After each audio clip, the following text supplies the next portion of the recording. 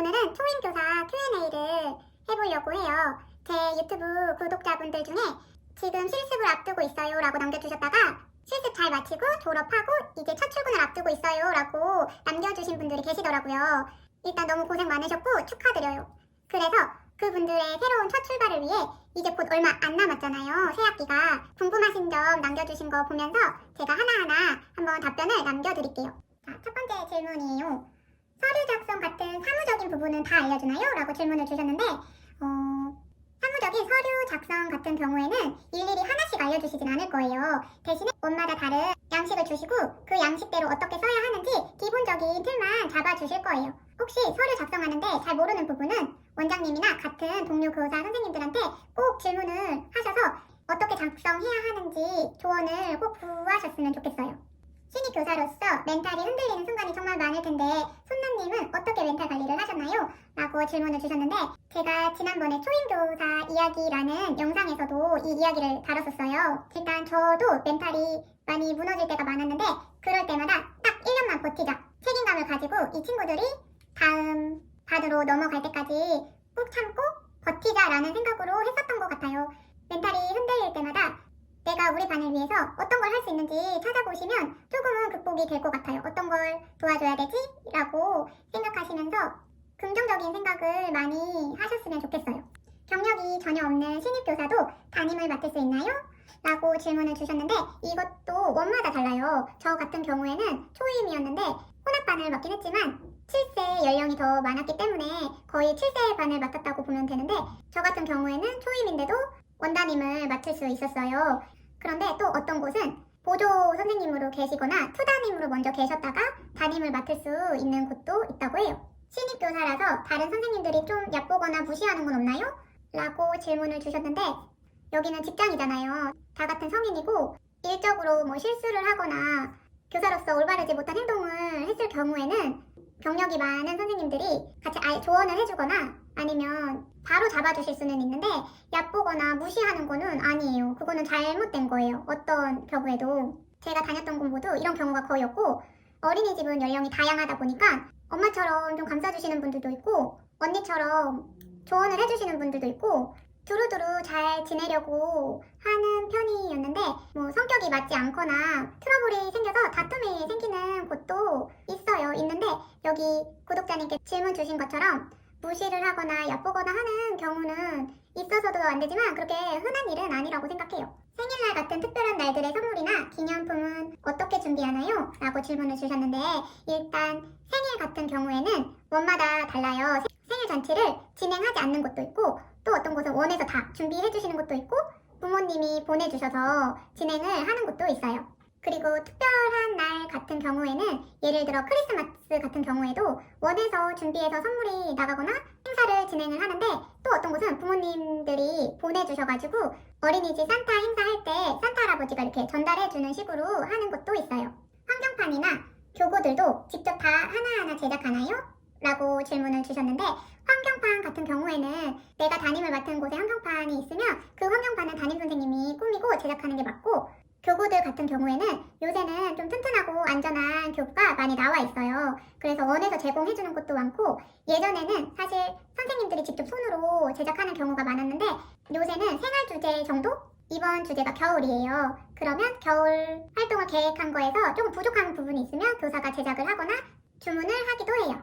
3월 2일에 계약하면 아이들한테 손유이, 교실 등 어떻게 소개를 해야 하나요?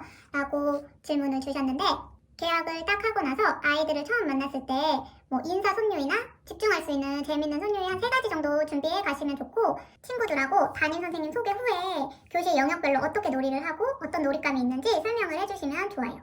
처음 원에 입사하면 환경 구성은 빈 교실에서 교사가 알아서 하나요? 한다면 어떻게 해야 하나요? 내가 맡은 반 교실은 담임 선생님이 구성해야 하는 게 맞고 보통은 반은 그대로 있고 아이들이 이동하는 곳이 많아요.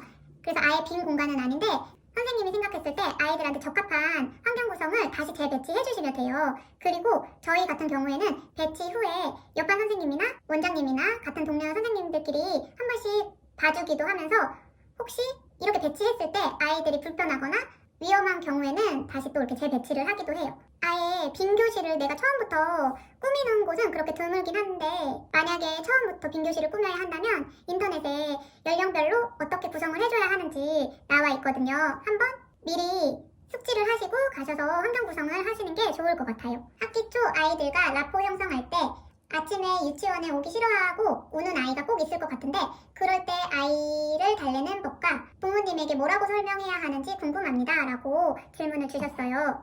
꼭 있어요. 한두 명씩 이렇게 처음에 많이 힘들어하는 친구들이 있는데 부모님이 아이에게 약속을 정해주시는 게 좋아요. 엄마가 점심 먹고 올게, 또는 엄마가 낮잠 코 자고 일어나면 그때 데리러 올게 하고 이야기하시고 그 옆에서 선생님도 엄마의 약속을 재차 확인해주는 거예요. 엄마가 땡땡이 코 자고 일어나면 오실 거야.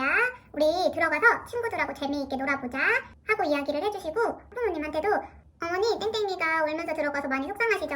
교실에 가서 친구들하고 잘 지낼 수 있도록 해볼게요. 혹시라도 아이가 많이 힘들어하면 따로 연락을 드릴게요. 땡땡이와 한 약속 시간에 꼭 와주세요 하고 이야기를 해주시면 돼요. 부모님들이 초임이냐고 물어보시면 어떻게 대처해야 할까요? 거짓말을 해야 할까요? 라고 이렇게 질문을 주셨는데 거짓말은 안 돼요. 거짓말은 하시면 안 되고 보통 담임 선생님한테 초임이세요? 하고 물어보는 경우는 많이 없어요. 혹시라도 궁금하시는 분들은 원장님한테 많이들 물어보시더라고요. 혹시 저희 아이 담임 선생님이 초임이실까요? 라고 물어보시는 경우가 있는데 질문하신 것처럼 부모님이 물어보시면 제가 올해 처음 맡은 아이들인데 1년 동안 행복하고 씩씩하게 보내서 아이들 형님반에 잘 갈 수 있도록 할게요 라고 이야기를 해주시거나 제가 올해 처음 만난 아이들인데 그만큼 특별하고 혹시라도 제가 놓치는 부분이 있으면 저와 꼭 소통을 해주세요 어머니 라고 믿음을 드리는 게 중요한 것 같아요. 댓글 보면 취업했다고 하시는데 취업은 보통 언제쯤 하는 건가요?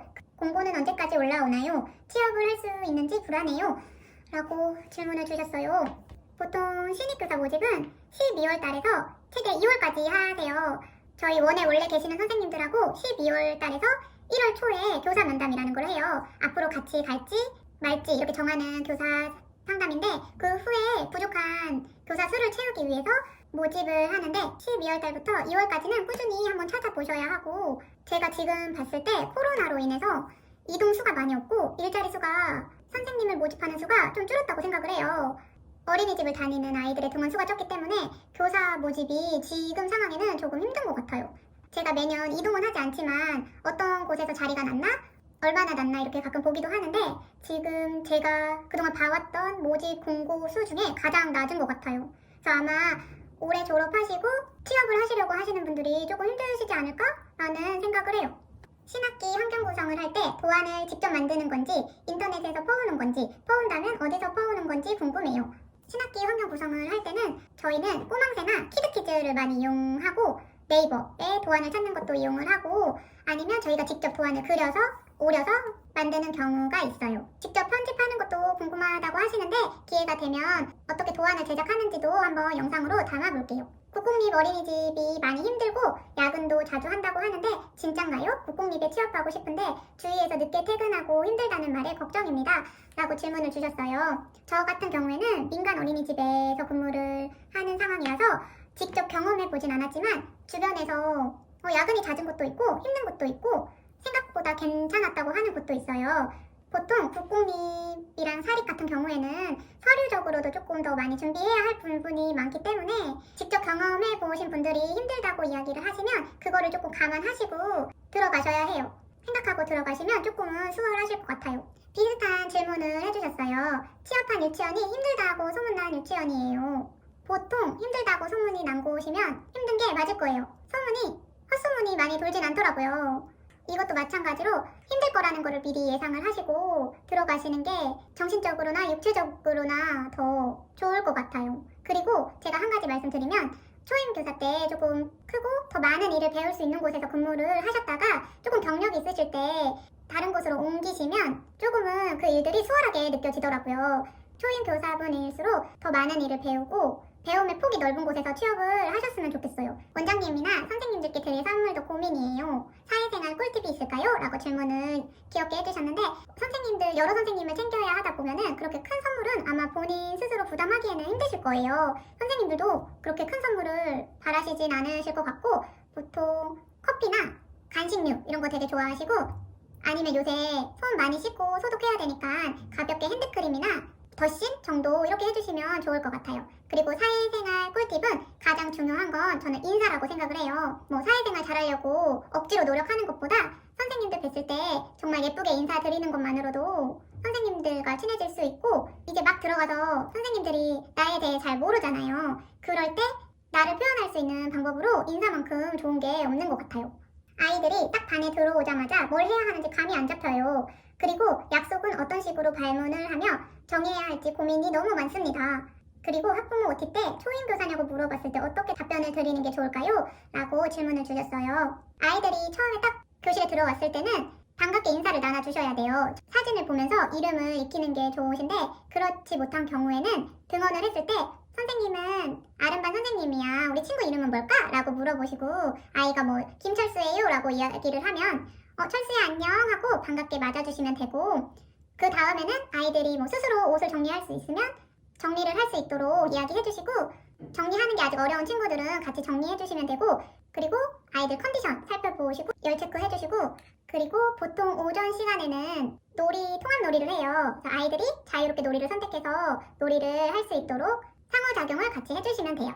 그리고 약속 같은 경우에는 아이들하고 모여 앉아서 선생님 소개, 아이들 소개, 그리고 우리 반 소개를 할 때 우리 반에서 지켜야 할 약속들이 어떤 것들이 있는지 물어봐 주세요. 그러면 5세, 6세, 7세 친구들 같은 경우에는 자연스럽게 이야기가 되고, 우리 친구들이 알고 있는 지켜야 하는 규칙에 대해서도 같이 읽어주시고, 선생님이 아이들에게 지켜줬으면 하는 약속들도 같이 읽어주시면서 어떤 약속들이 있는지 이야기 나눠주시면 돼요. 이번에 취직을 했는데 첫 신입으로서 부모님들께 어떤 식으로 전화를 드려야 하나요? 라고 질문을 주셨어요. 저도 이 부분이 가장 힘들었던 부분이기도 한데, 일단 전화를 걸어서 안녕하세요, 땡땡땡 어린이집 누구누구 교사입니다. 철수 어머님 맞으시죠? 올해 철수 담임교사를 맡게 되었어요. 어머니 저 OT 때 인사드렸었는데 기억나시나요? 이렇게 가볍게 이야기를 건네드릴 수도 있고, 어머님들한테 올해 땡땡이와 친구들하고 안전하고 행복하게 잘 보내고 땡땡이가 멋진 모습으로 형님 반에 갈 수 있도록 많이 도와주면서 지내보도록 할게요. 혹시라도 제가 놓치는 부분이 있거나 아니면 어머님이 걱정되시는 부분이나 궁금하신 점 있으시면 항상 저한테 연락주세요 어머니 라고 이야기해주시면 돼요. 신입 교사는 보통 투담임인가요? 라고 질문을 주셨는데, 이것도 엄마다 달라요. 투담임으로 배치를 해주시는 곳도 있고, 아니면 보조교사로 배치를 해주시는 곳도 있고, 바로 원담임을 맡게 해주실 수도 있어요. 학부모 상담할 때 어떤 방식으로 해야 하는지 잘하는 방법 알려주세요. 학부모 상담은 보통 1학기, 2학기 2번 진행을 하고, 학부모 상담 유형으로는 전화 상담과 방문 상담이 있어요. 모두 똑같이 부모님과 아이에 대해서 상담을 하는 건데, 아이의 어린이집 생활과 친구들의 관계, 발달 상황 등 어머님과 함께 소통하는 방식이에요. 잘하는 방법은 담임 선생님이 아이들한테 관심을 가지고 관찰한 내용을 부모님과 함께 소통하면서 앞으로 우리 친구들한테 도와줄 수 있는 거를 이야기를 나누시는 게 중요한 것 같아요. 2월에 교사 회의를 하면서 맡을 연령을 정하게 되나요? 일단 보통은 기존에 계시는 선생님들하고 맡을 연령을 정한 다음에 필요로 하는 반의 담임 선생님을 모집하는 경우가 많아요. 아니면 일단 신입 선생님을 모집한 후에 같이 선생님들과 원장님 상의해서 회의를 통해서 연령을 결정하기도 해요. 부모님 대상으로 OT, 교사 소개할 때 무슨 말을 해야 할까요? 엄청 거창한 말을 하기보다는 연령의 학부모님들만 계신 게 아니고 전체 연령의 학부모님들이 계시기 때문에 가볍게 이름 소개와 어떤 반 교사인지, 우리 아이들과 어떻게 지낼지 이 정도만 이야기해 주시는 게 좋을 것 같아요. 이렇게 신임 교사 Q&A 질문에 답변을 해드렸어요. 올해 첫 출근을 앞두고 계신 분들이 아마 걱정이 되게 많으실 거예요. 설레기도 하지만 걱정이 더 클 것 같고, 어떻게 해야 하는지 막막하시기도 하실 텐데 영상을 보시고 조금이나마 도움이 되셨으면 좋겠습니다. 그리고 제가 항상 말씀드리지만 처음은 누구한테나 다 어려워요. 실수한다고 자책하시지 마시고 어떻게 하면 이 실수를 내가 보완할 수 있을까라는 생각을 해주셨으면 좋겠고, 그리고 제가 초임 때 너무 힘들어서 울었었던 적이 있어요. 그때 같이 일하시는 선생님의 말이 아직도 생각이 나요. 그 선생님이 힘든 게 있으면 같이 힘들자, 혼자만 힘들어하지 마 라고 이야기를 해주셨는데, 그 말은 지금 7년이 지난 지금도 잊을 수가 없어요. 힘든 일이 있을 때 혼자만 너무 고민하시지 마시고 동료 선생님들한테 조언을 구하거나 원장님한테 조언을 구해보세요. 그러면 혼자 고민하는 것보다 훨씬 빨리 해결될 수 있어요. 2020년에는 코로나로 시작해서 코로나로 코로나로 끝난 한 해였어요. 2021년에는 좋은 일만 가득하셨으면 좋겠어요. 빨리 마스크 벗고 생활할